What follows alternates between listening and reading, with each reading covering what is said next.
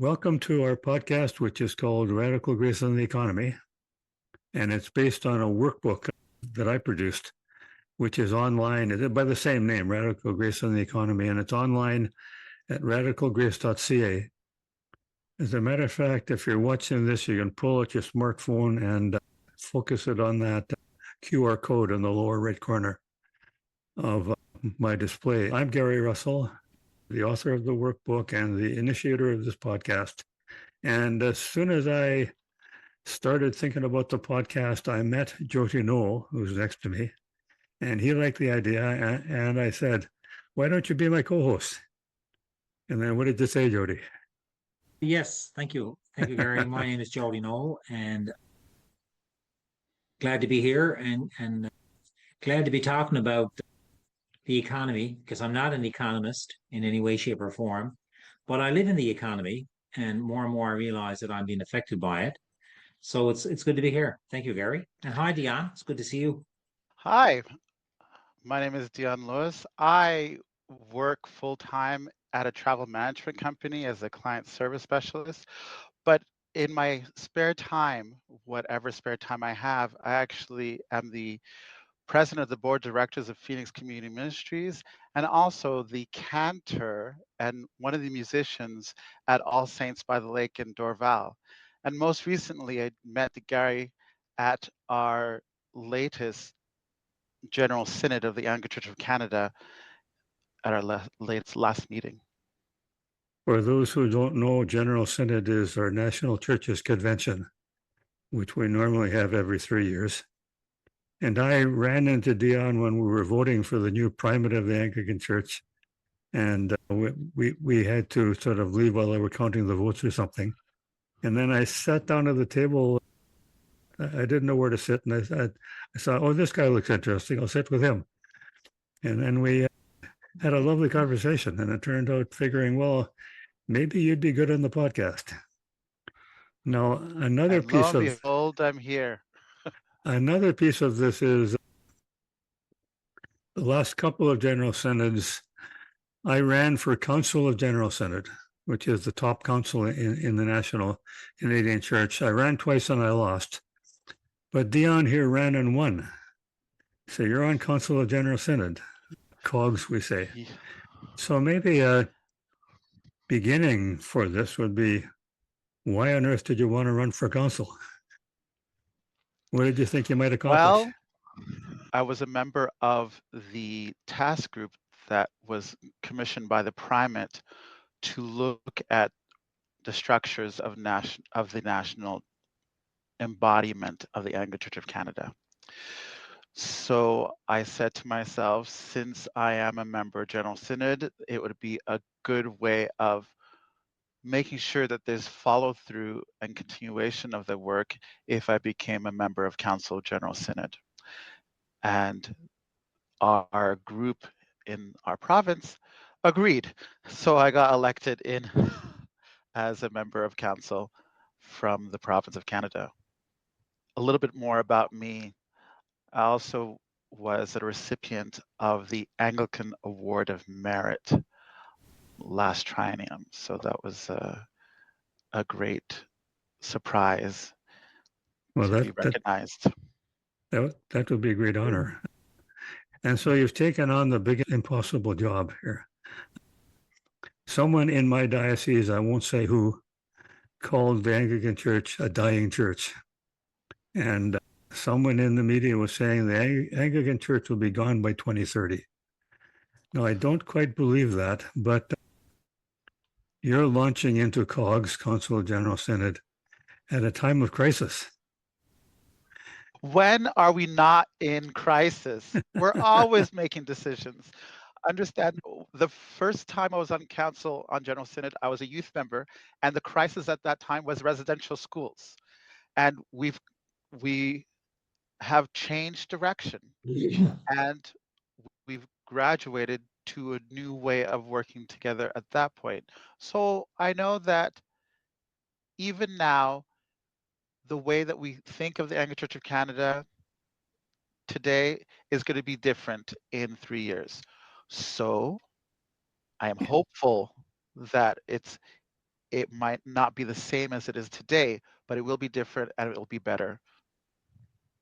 So we've gone past residential schools as being front and center, and we've been dealing with that. Now we're into the crisis of a whole lot of people are abandoning the church, or at least after COVID. They stopped attending, of course, because they couldn't, and they got out of the habit. And with COVID over, there's a whole lot of them not coming back. And what's your opinion of how the church should be responding to that? Let's talk about just my personal thought. We need to get away from church only being Sunday mornings. That's the honest truth. Whenever the community, whoever they are, get together to do stuff in community, that is the church being gathered. And how do we count or measure those gatherings? Because if we don't include those types of activities, what are we actually counting? Oh, you're saying, as I'm saying, we shouldn't just be trying to drag them into our stained glass buildings. We should be going out there and working with them. The way I like to say it is, there's a lot of people out in the community doing God's work and don't even know it. And I'm saying, and I think you're saying, we got to join them and do God's work with them. Exactly. Exactly. And highlight. And as members of the church, we're supposed to be able to point and show God and work in the community. So this is what we're called to do. Let's get on with getting on. Jody, what do you think? So, Dion, how does the economy impact our faith communities?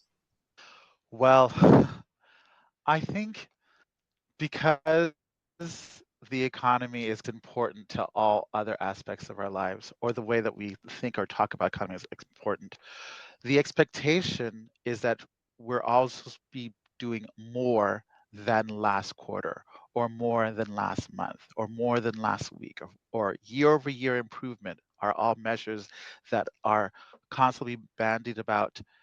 And that's the mindset that we all have because of economic terms that we're using, that we're always thinking that we're supposed to be doing more than what we did previously. And only if we're doing more, then we're actually being productive.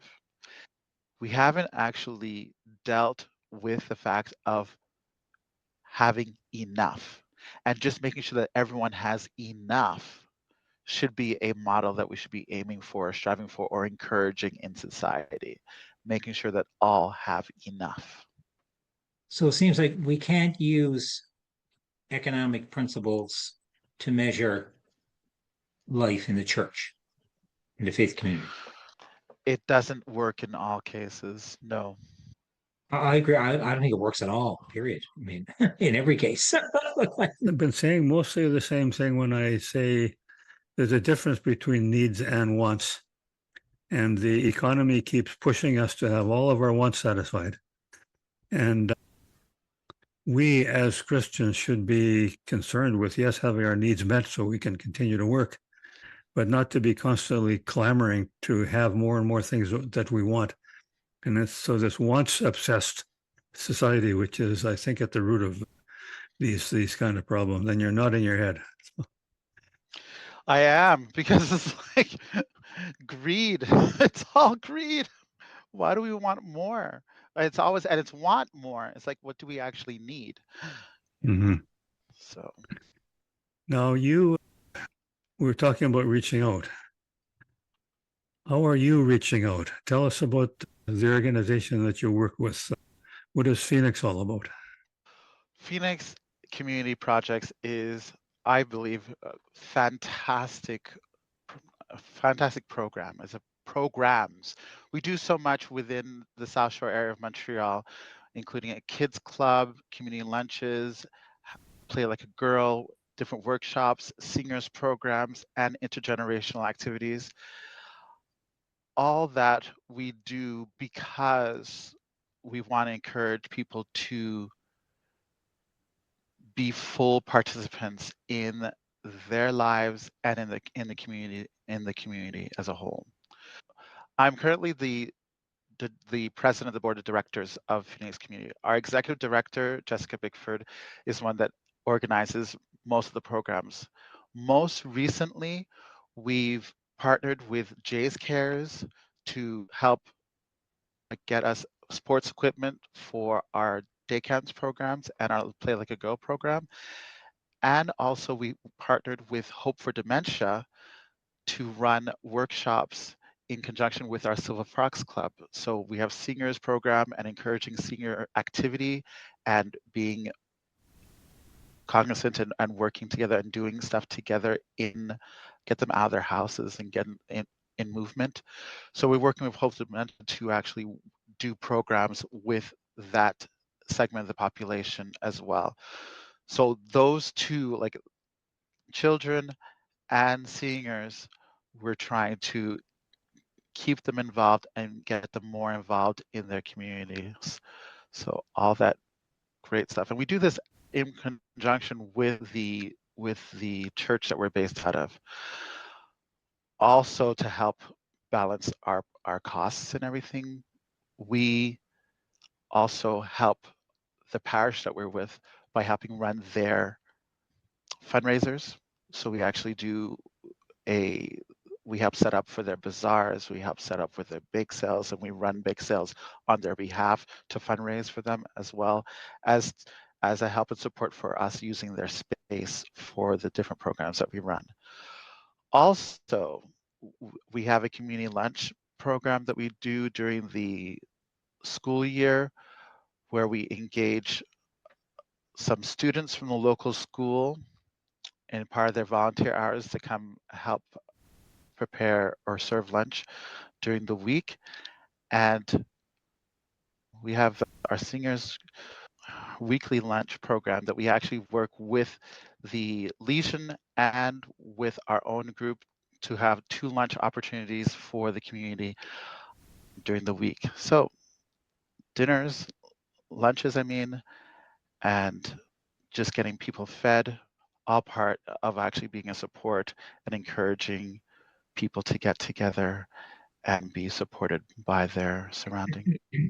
I'm curious how this came about. I'm thinking this is something a church could be doing, and yet you found it more practical to have another association in connection with the church doing it.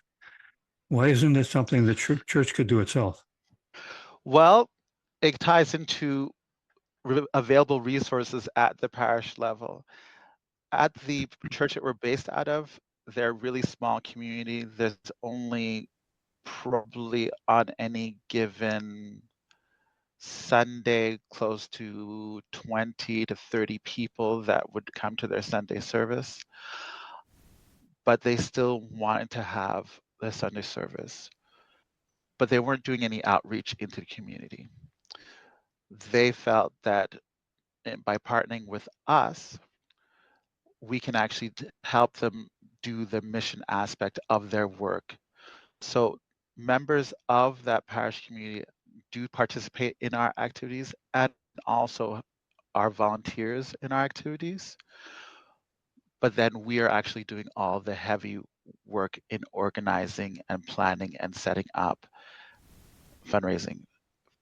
Case in point, it was Phoenix Community Ministries that actually bought a new fridge and stove at the parish that we're at because we were using it for the community lunches. So, and then the church can use it for their activities. So it's we're working together in partnership.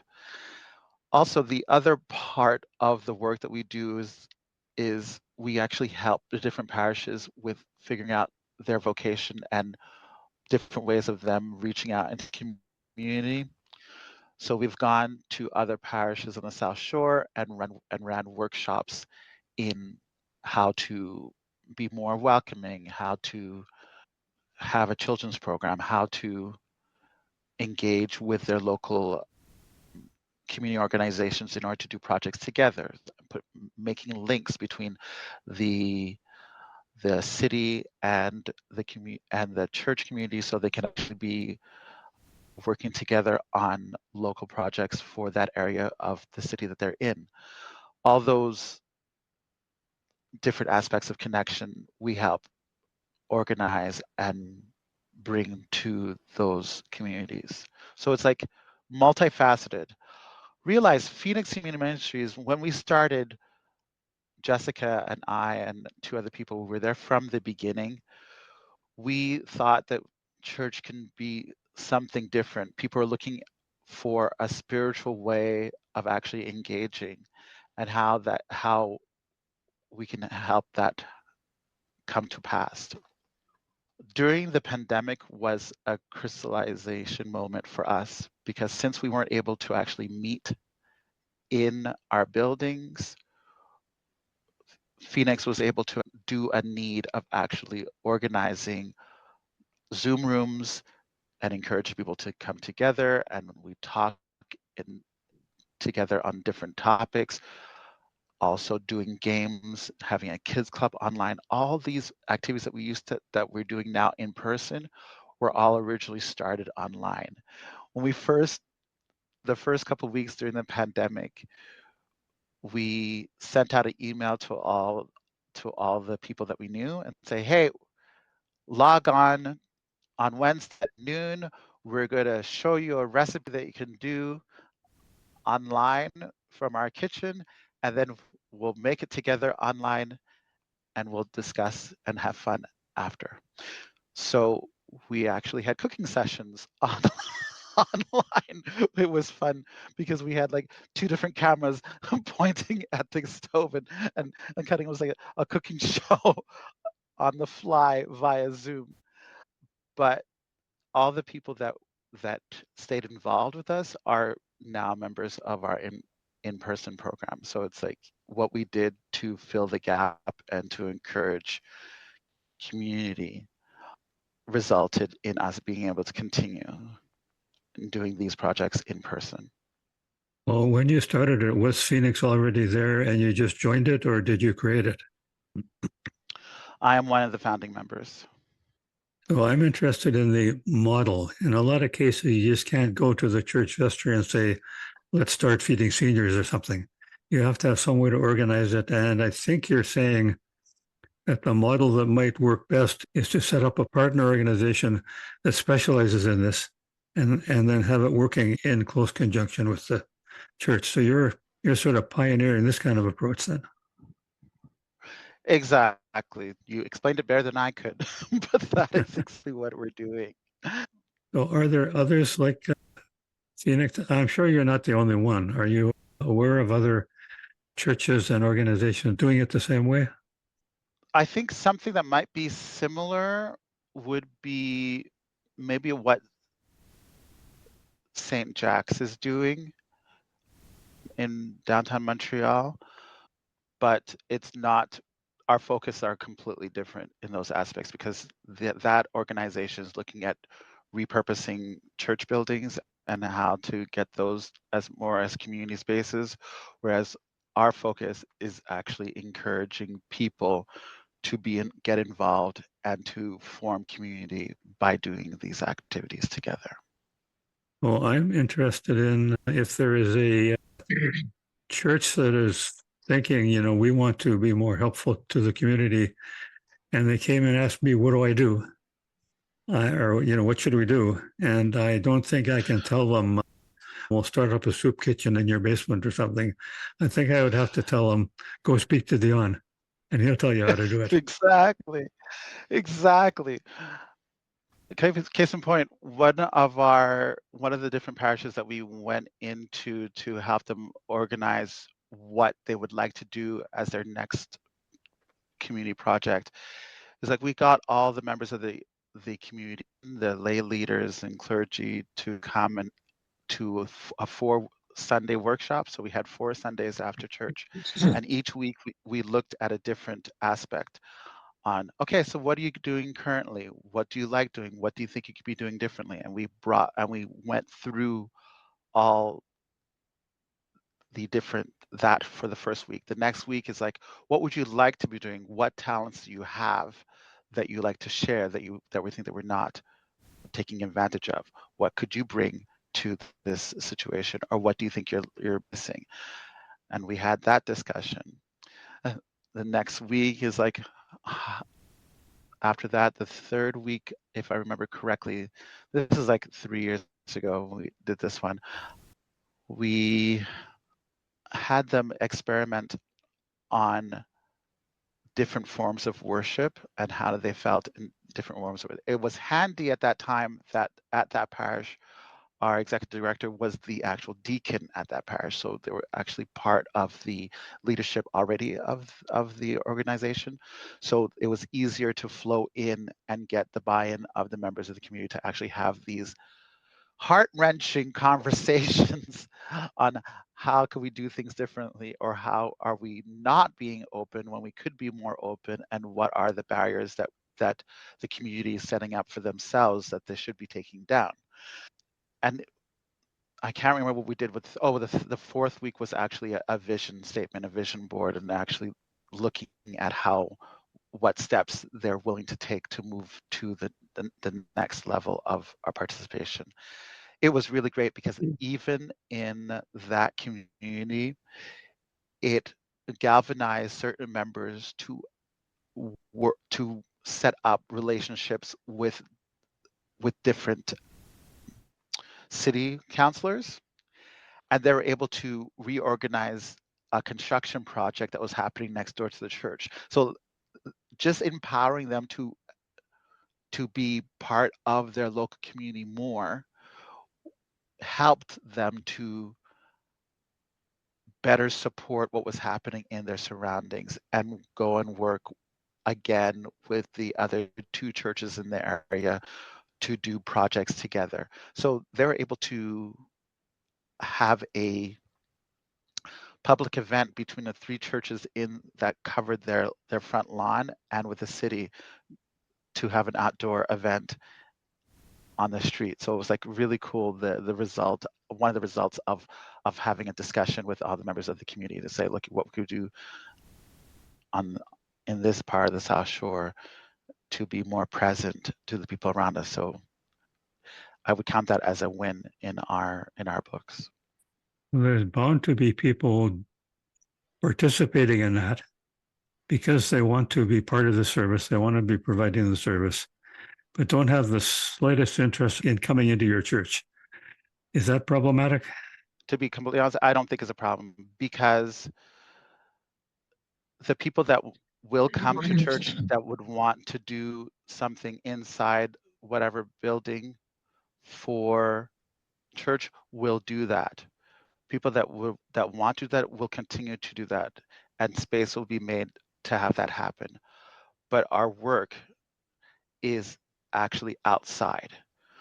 So if people are in need of looking for places to send their kids to do activities, or they need a place to do crafts, to get together to play card games, or to play board games together, this is where we can actually make space available. And once people realize that church people don't bite, or we're not intrinsically mean, then space is made for discussions about expanding faith, or why we would do faith related activities. It makes it easier to have those discussions with those people. Case I can only compare it to, there's one of our ladies that now sings in the choir and organizes the garage sale at my home parish, which is All Saints by the Lake. She came to one of the bazaars that we had, and she realized that, oh my goodness, all these people behind the tables are so nice. They just like doing what they're doing, and they're all talking sweetly, and they're having fun, and they're smiling. And it was just at the right time for her, because she was sort of feeling that she was missing a little bit of spirituality in her life. A couple of weeks went by. She decided to give the rector a call. Hi, I was at your bazaar a couple of weeks ago. The people seem really really nice. Is it okay I can come talk to you? They had a conversation. They met for a coffee at a coffee shop, not at the church, and discussed. Next thing you know, here's this member who's now a member of the choir, organizes the sale and the Christmas bazaar, and is having a fun time, and is dragging her kids to church. One of her kids is interested in organizing a youth program at the parish. This only happened because they came to an outdoor event, an excerpt, and the community was actually there in community working together and supporting each other. So the model that Dion is describing loosely is the model of the early church. That, Dion mentioned the Christian faith is more than worship. I mean, while worship is it represents our most sacred corporate action, a big part of worship is the mission going forth. We have the gathering of the people, the proclamation of the word, celebration of Eucharist, and then we have the mission, which is the dismissal, going out and living our Christian life. And in the early church, most people converted to Christianity based upon what they saw how people were living. And it's infectious and it's not new, but it's important because that's what Jesus did. And if I just finished reading this book, Well, I've seen that. Yeah. Yes. Okay. So this describes how in the Celtic Catholic Church, way of evangelism. there was a whole community-based effort of living the Christian gospel. And it wasn't necessarily what you did in church in worship that was important. It was how you lived in the community. And it was holistic. All of the community was important, especially parts in greatest need. Again, it's a model based on the early church. The early church cared about how people lived in the community, those in need, where there were needs. If it's seniors, if it's youth, if it's people experiencing trauma, debt, whatever, the needs. And I hear what you're doing is you're discerning the needs of your community. You're looking at the resources you have, and you're linking that together in a basket to try to attend to its needs. I think that's the most comprehensive, holistic approach to living Christian life and growing in a Christian life that there is. You can't teach that in church. You can have all the better sermons you want and put on extra prayer groups. Until you get out and live the Christian way, it's just not happening.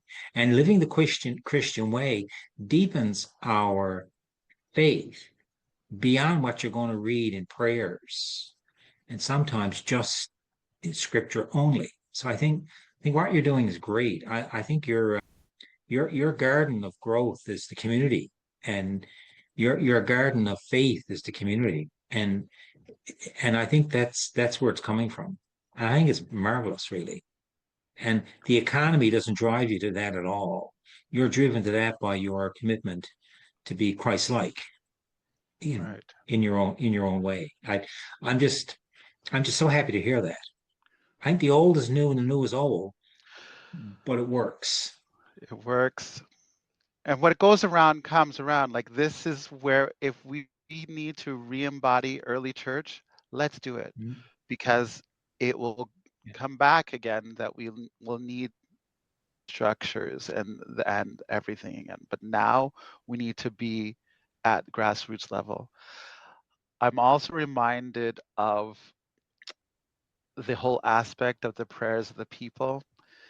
I think it was in Justinian's time, where the ministers of the church will actually go around in the crowd and they'll collect intentions, and then they would pray them in the prayers of the people.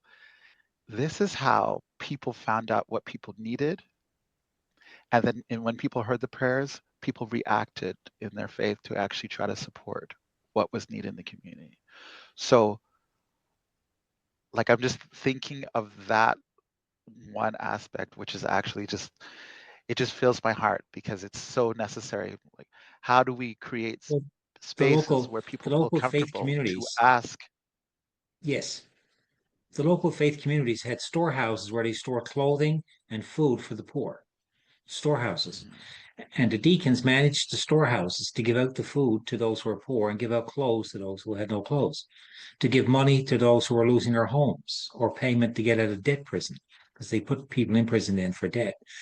But I mean, we're getting back to basic needs of people. We're making Christ real to people. You can't get better formation in the Christian faith than that. You don't get that by hearing a better sermon or by, another prayer group in the institutional church. You get that by getting out into the community. I think it's marvelous. The way I might put it is, if you're going out there and you are doing what Christ says, love your neighbor, but in this context, that means serve your neighbor. If you're going out there and serving your neighbor, that's worship too. Maybe you never said the Lord's Prayer, but that's worship too. That is, it's serving God's kingdom. 2 Sundays ago, the lessons were God saying to Amos, "What do you see?" And Amos was a seer. He said, "I see a plumb line." In other words, he saw everything that's out of joint. Well, God said, "I'm going to fix the plumb line. I'm going to bring things back." And in that same lesson, the gospel lesson, was this lawyer who was very self-righteous. He finally said to Jesus, "Well, who is my neighbor?" And Jesus tells the story of the Good Samaritan. And he says, "Go and do likewise." I mean, the Samaritan was a complete stranger who helped a Jewish person. So we're actually the people in the ditch getting help. But the point is, go and do likewise is become the Samaritan become the strangers who are willing to help those in need, no matter who they are. And I think that that particular Sunday, the gospel lesson and the Old Testament lesson, really nailed it home for people to ask them, what do you see in your community? What do you see out there that's disjointed and in need? A plumb line is what a carpenter uses for a long distance to keep things straight. He drops a plumb line. He or she will drop a plumb line and it keeps everything straight. But then you can see what's out of line, right? You can see, oh, this is out of line. These people are poor. They need help. This person is sick and needs to get to a doctor. I mean, like, you can see what's out of line. And along with that, we have the gospel lesson on the Good Samaritan, and that kind of nails it home. I think it sounds like you're doing church there in a very profound way. Most definitely. And it goes completely well, Gary, to support the module 4 of denial of community if in the workbook, because it's That's right. right in there. Well, also, when we were discussing it earlier in sort of our pre-session chat, we also mentioned section, what is it, 7.6, denial of the humble. The people on the bottom. Yeah.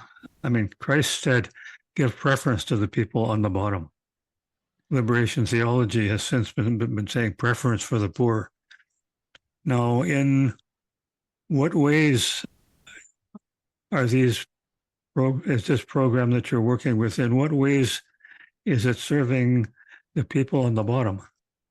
Well, definitely how it's serving the people on the bottom, because I can just look at the people that are actually taking advantage of the different programs that we offer. In our trick-or-treat trail that we have at Halloween and our Easter weekend Easter egg hunt, it is not just Christians that come. And it's really the people that want to get involved with their neighbors. A lot of the people that we have are people that are new to the area, and they see this activity and they come. Their kids make new friends with other kids that are in the area, and if the parents come, the parents talk to each other while we're doing. So they're expanding the network of support of the people that they know in where they live, and that's really great, because I grew up in an apartment building, and I swear, when I was 6, 7, 8, 9, 10 years old, I knew more people that lived in the building. When we moved buildings and I was in high school in the next apartment building, I knew the people above us and below us, only because we were worried about the people below, because if we were making too much noise, we would get a visit from them, and the people above us, because they would be making noise over our heads, and we would go upstairs and say, what's going on? But we didn't know, are the people in the building? It was completely different. And that was only, for me, that was like 10 years difference. What happened to the way that we interacted with people that lived like seconds away from us, that we don't know them anymore? So giving those opportunities to people to meet people where they are is so key in order to encourage them and empower them to be full members of their community, which is necessary.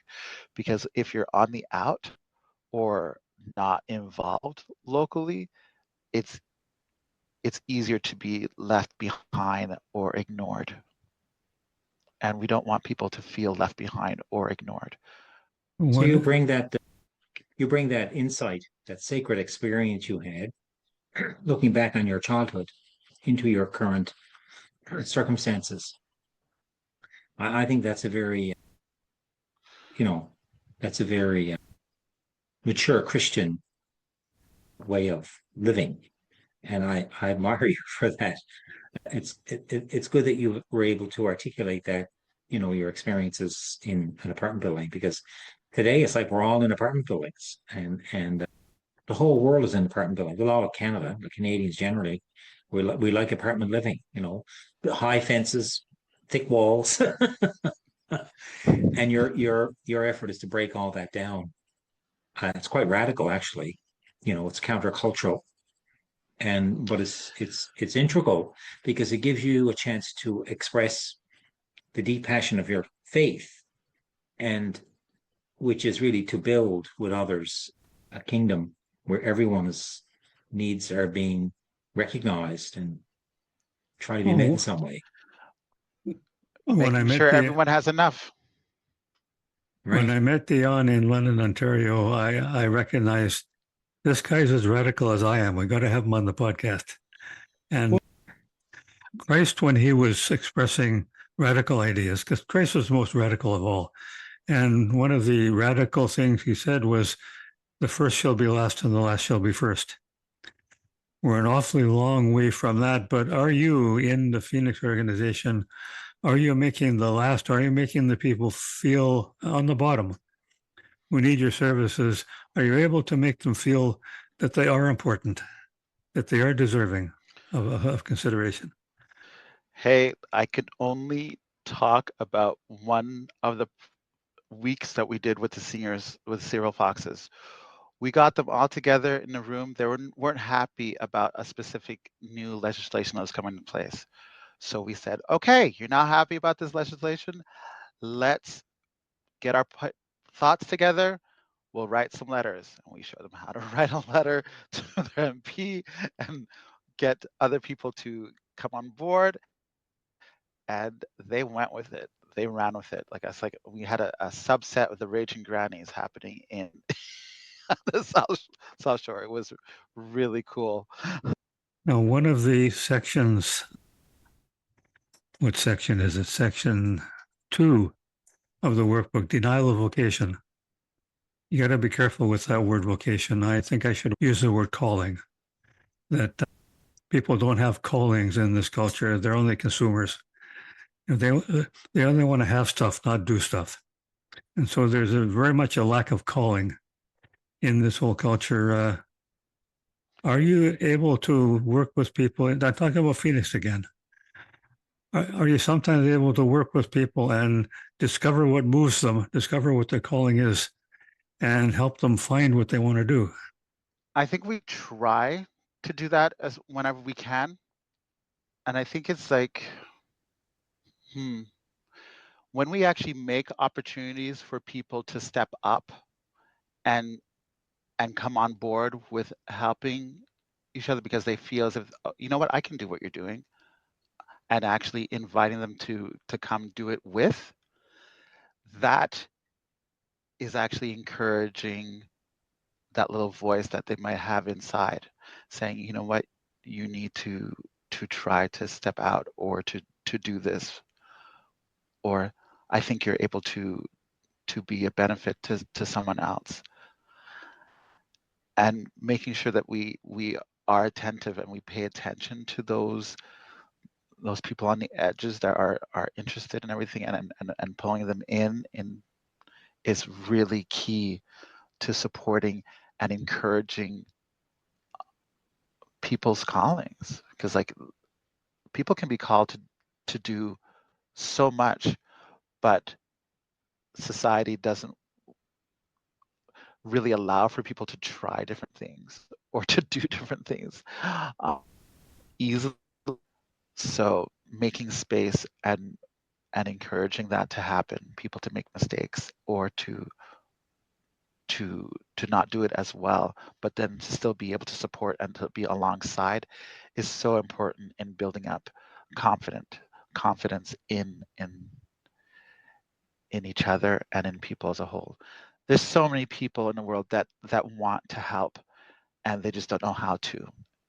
And if we make those opportunities available, they'll step in and they'll fill in a void. Absolutely. Amen. I mean, the church is an institution.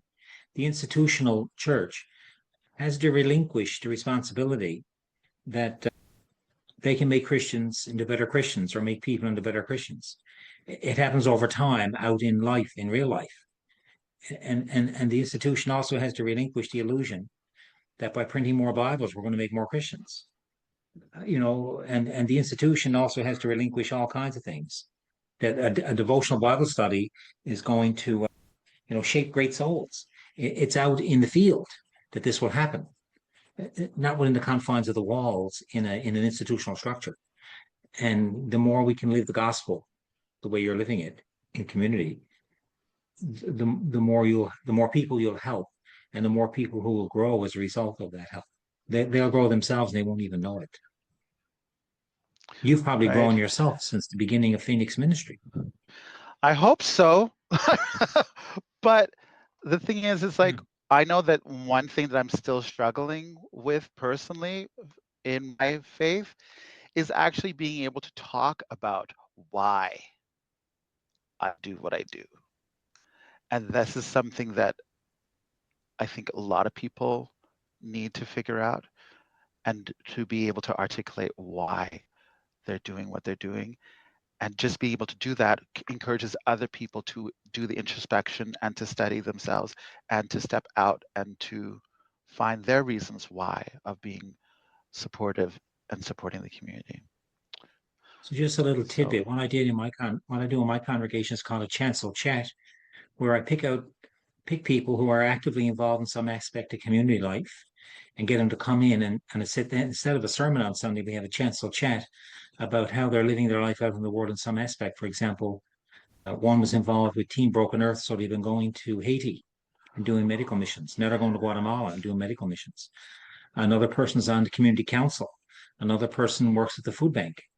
Another person works at a local community park, and getting a variety of people to talk about that, because that's so they don't.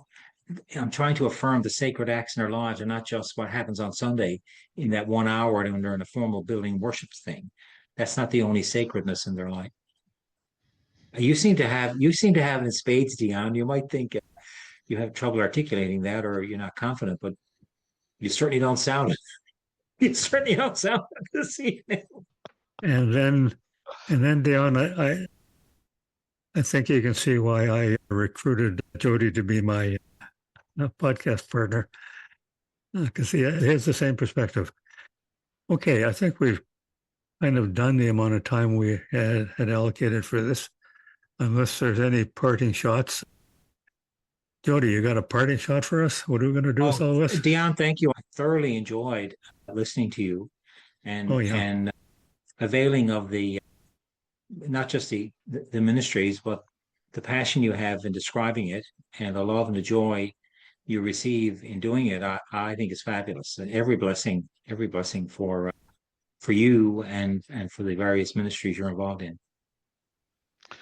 Thank you so much. It was a joy to be here. I have to say I was a little bit nervous, but once I got to be talking about stuff that enjoys what I enjoy Yeah. doing and what gives so much joy to everyone else. It's like, oh, this is easy. And Yeah, so you were thank you. as commonly happens, you were a little bit nervous to start with, but you worked through it and ended up expressing yourself just fine. So I'm quite happy with this. And so I thank you for coming and joining us. And I'm in Winnipeg and you're in Montreal, but I want to stay in touch. And Will do, definitely. for the audience of this podcast, we're pretty sporadic. We don't do this weekly. We just sort of, when we find somebody, we say, okay, let's do it, even if it's been last week or even if it's been months away. So this is the latest one, and I don't know when you'll see another one, but it'll be coming up. And so thank you, Dion. Thank you, Jody, for hosting with me, and God bless.